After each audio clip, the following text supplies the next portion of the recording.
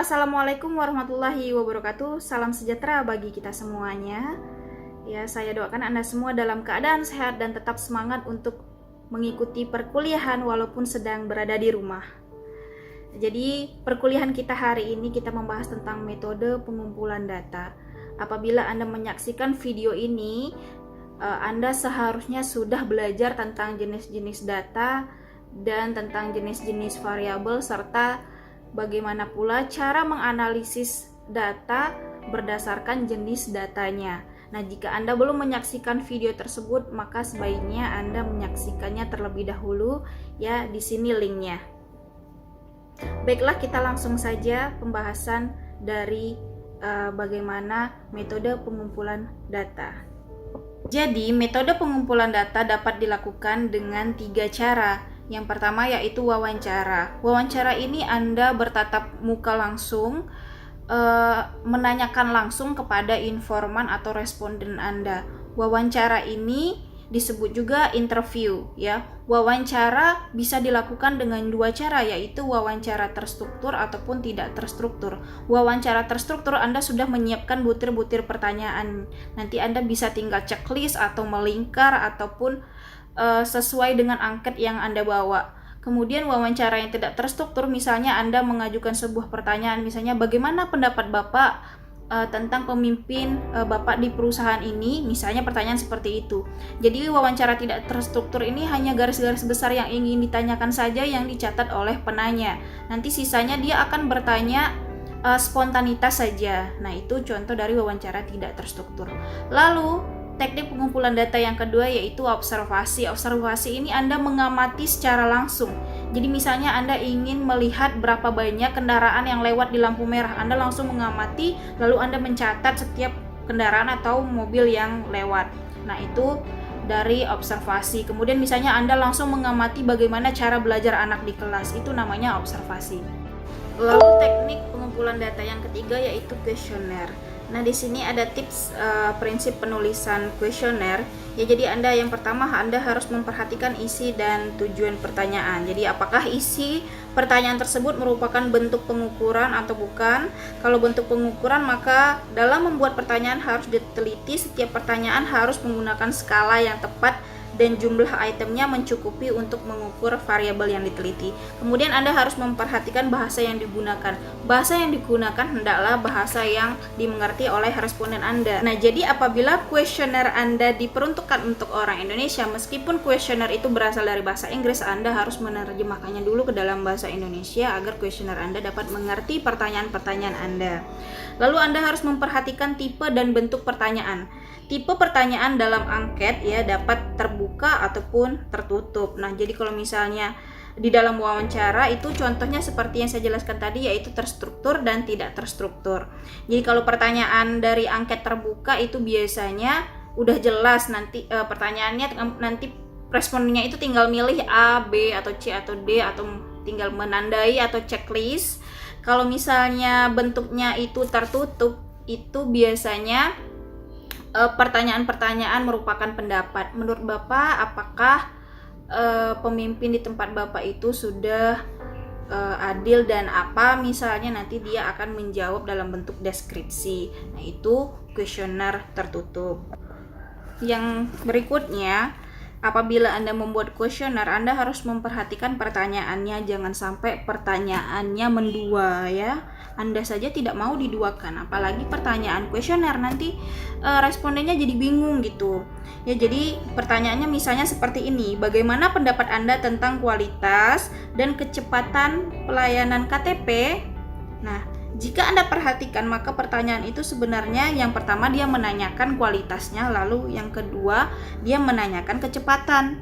Jadi sebaiknya pertanyaan itu dibagi menjadi 2 butir saja, jangan dijadikan satu pertanyaan. Jadi sebaiknya apakah bagaimana kualitas pelayanan KTP, itu pertanyaan pertama, lalu berikutnya bagaimanakah kecepatan pelayanan. Jadi jangan sampai menduakan pertanyaan. Lalu berikutnya tidak menanyakan yang sudah lupa. Misalnya Anda menanyakan tentang bagaimana kinerja para penguasa Indonesia 30 tahun yang lalu. Ya, menurut Anda bagaimana cara mengatasi krisis ekonomi saat ini? Ya, kecuali penelitian mengharapkan pendapat para ahli. Jadi kalau misalnya umur responden baru 25 tahun dan pendidikannya rendah, maka akan sulit untuk memberikan jawaban. Lalu jangan sampai menggunakan pertanyaan yang menggiring. Oke? Jadi pertanyaannya jangan sampai menggiring sebuah jawaban. Ini misalnya, bagaimanakah kalau bonus atau jasa pelayanan ditingkatkan? Ya otomatis orang akan menjawab sangat setuju gitu. Jadi itu bentuk menggiring pertanyaan. Lalu panjang pertanyaan.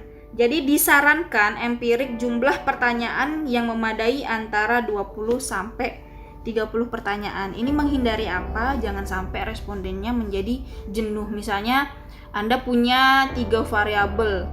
Masing-masing variabel pertanyaannya ada 30. 30 kali 3 ya udah 90 pertanyaan. Jadi bisa-bisa responden nanti jenuh dan akhirnya jawabannya tidak sesuai dengan keadaan aslinya atau bias.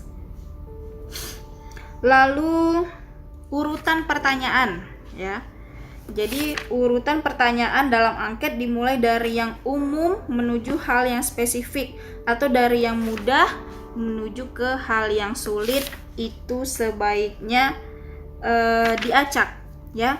Jadi hal ini perlu dipertimbangkan karena secara psikologis akan mempengaruhi semangat responden untuk menjawab. Jadi kalau pada awalnya sudah diberi pertanyaan yang sulit atau spesifik, maka responden akan patah semangat untuk mengisi angket yang telah mereka terima. Jadi urutan pertanyaan yang diacak perlu dibuat bila tingkat kematangan responden terhadap masalah yang ditanyakan itu sudah tinggi. Jadi karena tidak semua responden itu semangat ya dalam menjawab kuesioner dan memiliki kesadaran bahwa menjadi responden itu ternyata memiliki kontribusi besar dalam ilmu pengetahuan. Tidak semua orang seperti itu. Jadi kita perlu mengacak pertanyaan itu dari yang tingkatnya sulit sampai rendah, jangan sampai sulit dulu baru yang gampang atau sebaliknya. Jadi kita acak saja, random saja pertanyaannya. Kemudian prinsip pengukuran. Angket yang diberikan kepada responden adalah merupakan instrumen penelitian yang digunakan untuk mengukur variabel yang akan diteliti. Oleh karena itu, instrumen angket tersebut harus dapat digunakan untuk mendapatkan data yang valid dan reliable tentang variabel yang diukur. Supaya diperoleh data penelitian yang valid dan reliable, maka sebelum instrumen angket tersebut diberikan kepada responden, maka perlu uji validitas dan reliabilitas terlebih dahulu. Instrumen yang tidak valid dan reliable bisa digunakan untuk mengumpulkan data, akan menghasilkan data yang tidak valid dan reliable pula. Nah, khusus bagian ini tentang reliable dan validitas kita akan bahas di pertemuan berikutnya, karena ini tidak bisa dijelaskan dalam satu pertemuan sekaligus dengan membahas metode pengumpulan datanya. Jadi ini kita bahas khusus, nanti sekalian kita pelajari bagaimana cara mengujinya dengan menggunakan software SPSS. Oke? Nah, jadi berikutnya penampilan fisik angket. Penampilan fisik angket sebagai alat pengumpul data itu akan mempengaruhi respon atau keseriusan responden dalam mengisi angket. Angket yang dibuat kertas buram akan mendapat respon yang kurang menarik bagi responden bila dibandingkan angket yang dicetak dalam kertas yang bagus dan berwarna. Tetapi angket yang dicetak di kertas yang bagus dan berwarna akan menjadi mahal. Jadi kalau Anda sekarang di zaman now masih mau pakai kertas, kalau saya sih saya adalah penganut paperless. Kalau bisa nggak usah pakai kertas, sudahlah murah ya, efisien pula menurut saya ya. Menurut saya lebih baik sekarang itu kita mengumpulkan data menggunakan online survei. Kita bisa pakai SurveyMonkey, kita bisa pakai Google Form. Apalagi orang bisa sambil baring-baring tuh scroll isi ting ting ting ting ting. Kalau pakai kertas kayak misalnya mereka lagi lagi kerja diburu-buru, Bu boleh tolong isi kuesionernya Bu, pasti dia sini. Nah tapi kalau misalnya online kita minta tolong sama orang HRD perusahaannya, misalnya kita kasih link, nanti minta tolong HRD sebarkan ke grup WhatsApp kantor atau misalnya email mereka, mail list mereka. Nanti mereka tinggal isi deh kapanpun mereka bisa, sambil baring, mau sambil ke kamar mandi mereka juga bisa isi. Jadi lebih tidak diburu-buru kalau menurut saya ya. Kemudian kelebihannya kalau kita pakai online survei, itu kalau di Google Form ya, itu bisa langsung kita ngelihat respon. Jadi SurveyMonkey juga bisa. Jadi kita langsung ngelihat responnya, artinya langsung dibikinin deskriptif statistiknya, langsung ada diagram batangnya, langsung ada pie chartnya, langsung dikasih persentase-persentasenya. Jadi ini memudahkan kita dalam menganalisis. Ditambah lagi kita bisa tinggal export ke spreadsheet Excel ya. Kalau spreadsheet kan itu yang online yang punya Google. Nah dari spreadsheet itu nanti kita bisa ekspor lagi ke Microsoft Excel. Nanti kan kita nggak perlu nginput satu-satu, ngetik ini setuju, ini tidak setuju, ini 1, ini 2, kan nggak perlu kayak gitu lagi. Jadi kita tinggal ekspor gitu loh. Jadi sekarang kerjanya itu mudah, kita aja yang suka bikin sulit ya.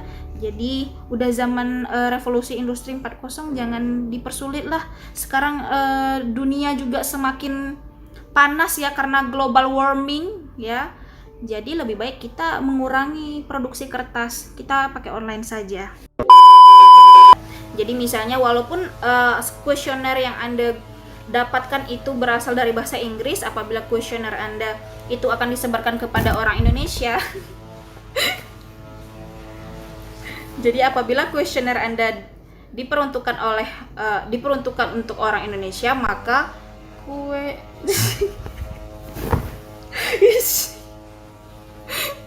salah lagi.